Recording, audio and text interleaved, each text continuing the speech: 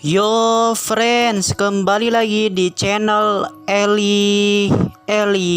Nah, teman-teman sekalian, pada video dan story kali ini aku akan bercerita tentang seseorang yang sukses dari entrepreneur wirausaha yang dari Amerika, yaitu yang sangat mendunia sekali restorannya. Namanya adalah restoran, pasti kalian juga mungkin sudah biasa dengan nama perusahaan ini. Namanya ialah KFC. Nah, sebelum aku bercerita, kalian jangan lupa like, komen, dan subscribe supaya kalian selalu mendapatkan notifikasi dan tidak ketinggalan video-video baru saya yang akan saya upload di YouTube. Dan kalau udah, kita bisa mulai ceritanya.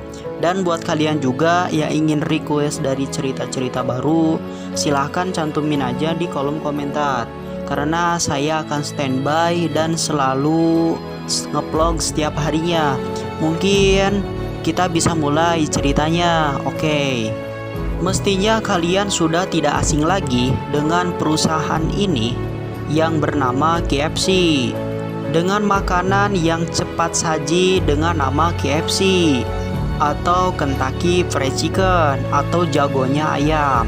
Hampir semua orang di Indonesia pernah mampir di gerah restoran ini, ayam goreng asal Amerika ini. Bahkan mungkin sudah hafal dengan rasanya dan kelezatannya. Bagi mereka yang sangat gemar dan hobi untuk memakan ayam, hobi menyantap sajian tersebut. Namun di balik kesuksesannya ada kisah sedih dan kisah inspiratif dari seorang pejuang ini yang dari Amerika. Patut dicontoh dan patut seperti dia kalau kita mempunyai tujuan. Dari perusahaan KFC ini sekaligus pemilik resep dari KFC ini yang dikenal dengan Kolonel Hunchers. Tentunya nama itu sudah tidak asing lagi di telinga kalian, karena wajahnya pun selalu tertampang di restorannya dan di setiap kemasannya dari makanan KFC. Kolonel Harlan David atau dikenal dengan nama Kolonel Sanders lahir pada tanggal 9 September pada tahun 1990 di Amerika Serikat. Ia adalah anak pertama yang lahir di keluarga yang sangat sederhana sekali. Banyak sekali rintangan, cobaan, hambatan yang dihadapinya semasa dari perjalanan hidupnya. Pada umur 6 tahun ayahnya meninggal dunia, padahal saat itu ibunya pada saat itu tidak bisa bekerja lagi, dan Sanders muda pun terpaksa harus menjaga kedua adiknya dan menafkahi adik-adiknya yang baru berumur 3 tahun. Dengan kondisinya saat itu, ia harus sangat bisa memasak untuk keluarganya. Pada umur 7 tahun ia sudah pandai di beberapa tempat memasak, dan pada saat umur 10 tahun ia mendapat pekerjaan pertamanya di dekat pertanian dengan gaji $2 per bulan. Ketika berumur 12 tahun ibunya kembali menikah, namun ibunya meninggal beberapa bulan kemudian, dan Sanders pun akhirnya harus terpaksa menafkahi kedua adiknya dan menjaga kedua adiknya itu. Sanders berganti-ganti pekerjaan selama beberapa tahun. Pertama sebagai tukang parkir pada usia 15 tahun, dan kemudian pada umur 16 tahun ia terpaksa harus putus sekolah karena tidak mampu membayar biaya dari sekolah. Ia pun harus terpaksa bekerja sendiri siang maupun malam di berbagai tempat dengan gaji sangatlah relevan atau kecil. Namun waktu itu ia terus lakukan demi memenuhi kebutuhan ekonominya. Dari kebutuhan sehari-harinya dan menghidupi kedua adiknya itu. Pada umur 17 tahun, Sandres jatuh cinta dengan seseorang perempuan, gadis cantik yang tinggal tidak jauh di rumahnya. Namun Sandres sadar bahwa ia tidak pantas dengan wanita cantik tersebut. Ia bukan lelaki dengan uang yang banyak, wajah yang tampan, dan ia pun tidak memiliki banyak harta. Tentu saja ia tidak berharap bisa menikahi wanita idamannya tersebut, karena tidak ada hal menarik dari dirinya. Ia hanyalah pria miskin yang hidup seadanya saja, berpindah-pindah profesi.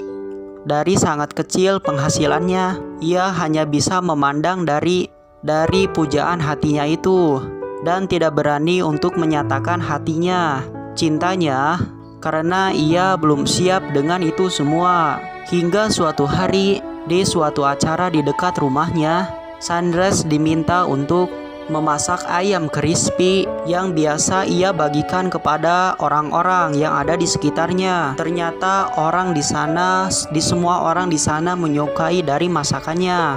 Orang-orang di sana memuji kenikmatan dari ayam yang ia buat. Ayam goreng yang dibuatkan oleh Sandres. Sandres pun sangat senang dengan keadaan dan kondisi tersebut. Dengan pujian itu, ia sangat bahagia apabila sangat banyak orang yang menyukai dari masakan ia buat. Dan keajaiban cinta pun terjadi. Secara tidak terduga, gadis yang ia taksir selama ini ternyata ikut memakan dari ayam tersebut, ayam goreng yang ia buat itu. Dan wanita itu merupakan sangat menyukai dari masakan ia buat. Ia pun menghampiri Sandres dan berbincang-bincang dengannya.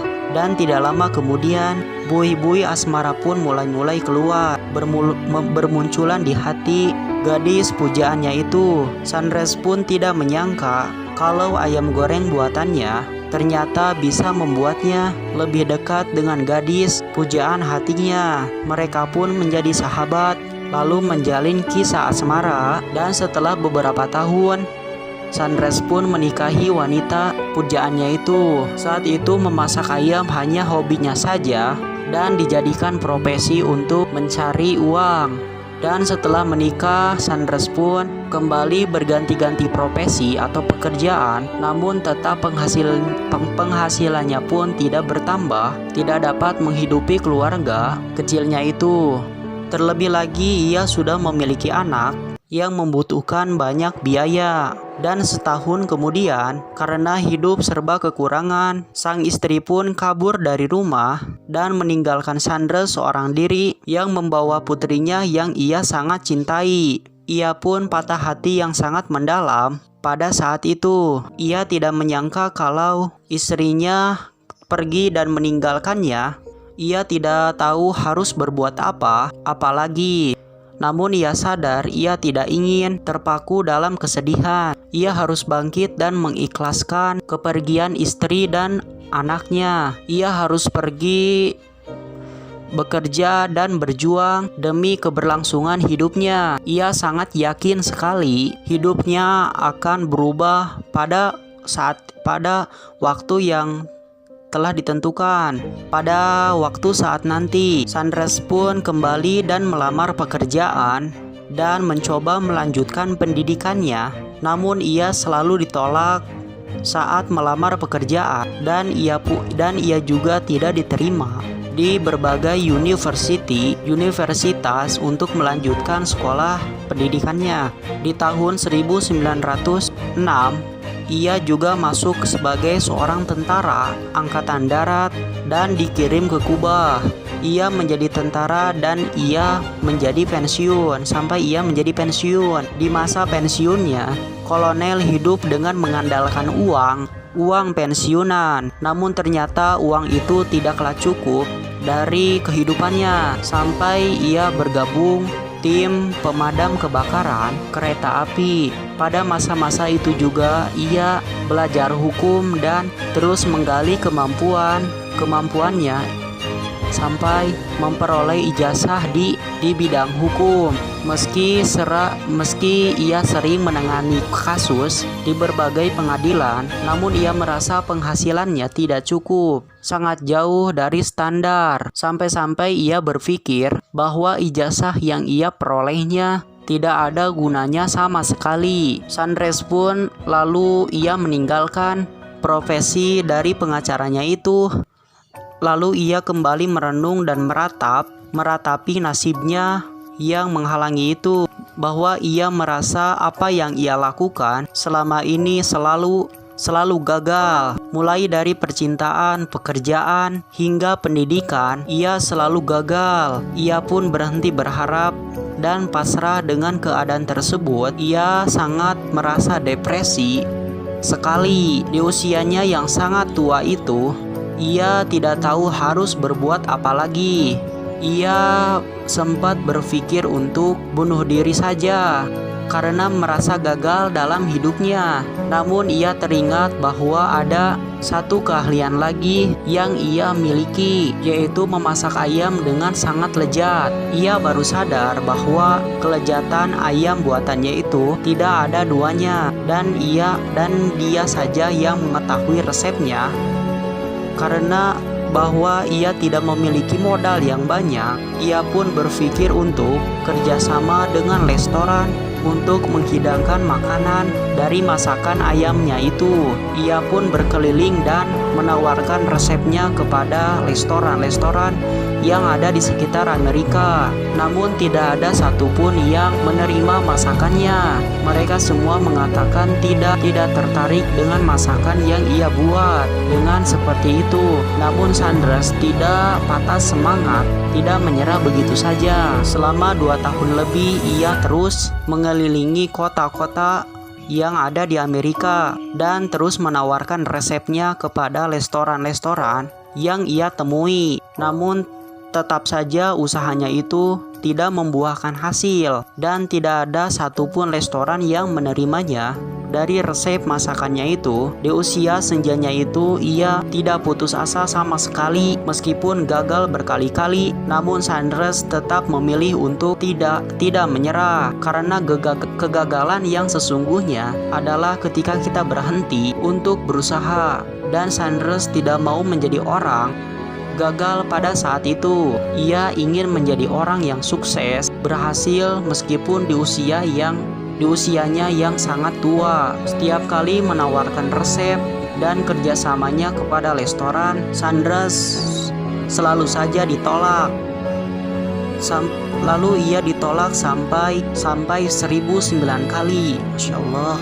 Dan di dalam penolakannya ia 1009 itu ia mencoba sekali lagi ke restoran yang ada di kota Kentucky, dan keajaiban pun terjadi di sana. Akhirnya di restoran ke 1010, alhamdulillah resepnya diterima di sebuah restoran yang ada di kota Kentucky tersebut, dan di sanalah KFC dilahirkan. Pada usia Sandres yang ke-88 tahun, usaha KFC juga sangat besar dan sukses, juga berhasil. Semua orang menyukai ayam crispy miliknya itu. Ia pun menjadi orang yang sangat sukses dan berhasil, dan memiliki banyak sekali harta dan yang sangat melimpah. Dengan cepat usaha KFC itu semakin menyebar kemana-mana, hingga akhirnya menyebar ke seluruh belahan dunia.